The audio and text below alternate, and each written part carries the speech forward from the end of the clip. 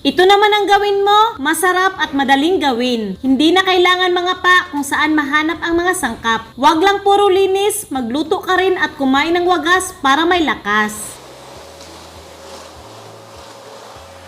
Bahala, kakapoy, gigutom na ko. Grabe, nakakapagod talaga maglinis, bro. Kung sige buhat, oy. 3 manok, pero mga dibdib lang nila. Hiwain natin to ng maliliit. Mga ganito lang kaliit, oh. Ayan, nahiwa ko na lahat. Lalagyan ko ng minced garlic, asin, paminta, isang itlog, cornstarch, pwede ka gumamit ng harina. Hello, Arn?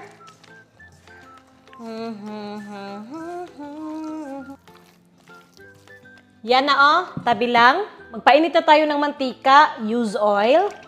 Grabe, use oil, dry. I-on ang apoy, lain pod. Check ko lang kung mainit na. Yan. Mainit na siya, lumutang agad.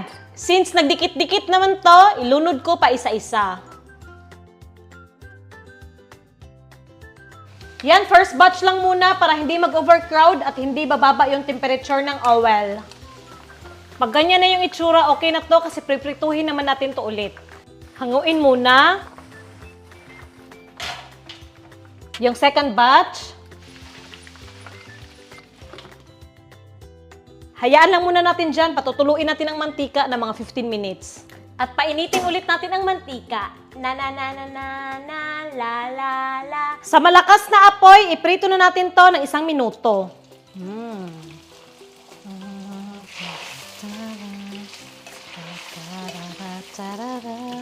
Na na na na na na na.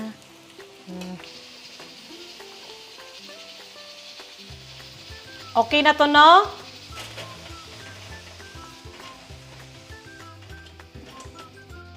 Hala no, sobrang dami, pati kapitbahay nyo malamang mabubusog.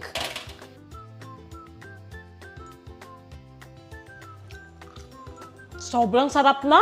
Pero syempre no, hindi ako papayag na ganyan lang. Gagawa tayo ng sauce na pang-restaurant yung dating. Tabi, mantika, kawali, mantika na prinituhan natin, banana ketchup, asin, brown sugar, suka, oyster sauce, tubig, konti lang. Magic sarap, pang padagdag lasa lang. Haluin at hayaan natin tong kumulo. Ayan, kumukulo na. Cornstarch na hinalo ko sa tubig para lumapot. Hello, Arn? Ayan, lumapot na, oh. Lakasan yung apoy. Ilunod na natin tong mga manok.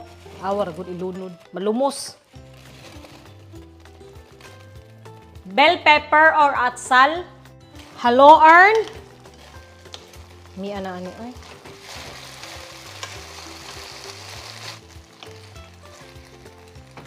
Pineapple na fresh, pwede ka gumamit ng dilata.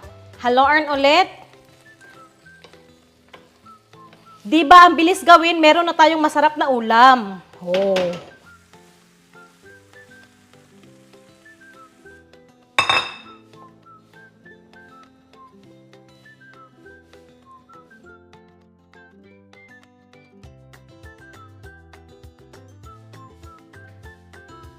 Ito na yung chicken sweet and sour. Tapos 1 cup of rice. Gabi na 1 cup. Nagutom kasi ako kakalinis, guys. Mag-serving spoon kayo kasi kakain pa yung kapitbahay nyo. Guys, anak kalami, oh. Hab-hab na yun. Grabe, guys. Talo ang Chowking. Char. Kayang-kaya nyo rin gawin kasi sobrang dali lang hanapin ng mga ingredients. Anak, bago maglinis, dapat gusto para may energy.